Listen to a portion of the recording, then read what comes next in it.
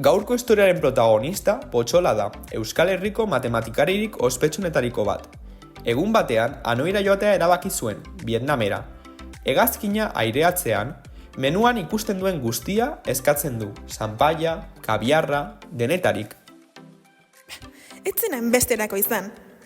Eta azkenean lo geratzen da. Hori bai, esnatzean tripulazioak ordaintzeko eskatzen dio, baina Potxolak ez dauka diru nahikorik.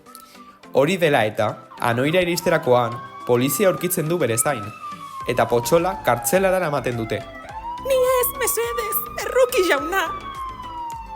Kontxo, isil zaitez, Potxola. Gure protagonista kartzelan dagoela. Hanoiko lehen ministroak txepetxak hurrengoa izaten dio. Hanoin betidanik egonda buruzgarri bat. Hanoiko dorreak deritzona. Hortaz, ebasteko gai bazara, Euskal Herrira bueltatuko zara. Guazen ba, kartzelanetatik ies egiteko irrikan nago. Zer egin behar dut?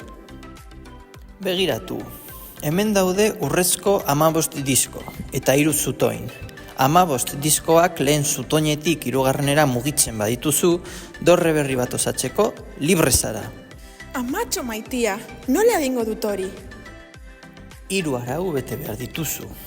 Lehena, disko bat bakarrik mugi dezakezu aldi bakoitzean. Bigarrena, disko bat ezin da disko txikiago baten gainean jarri. Azkenik, goiko diskoa mugitu behar duzu beti. Ongi deritzozu? Noski, matematikaririk ospetsuena naiz. Potxola, ospetsua zara, baina ez hainbeste. Isildu, ez izan nahi naho zabal. Hori, erarratz batean ebatz dezakegu, ikus dezagun. 7 pauso hauek egin behar ditugu.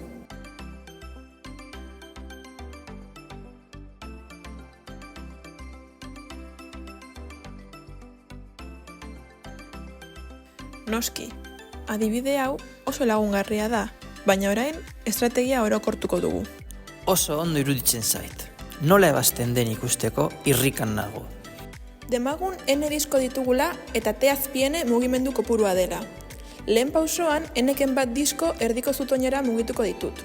Ondoren, azken diskoa 3. zutoinan jarriko dut, eta bukatzeko, erdian dauden N-ken bat diskoak 3. zutoinera mugituko ditut.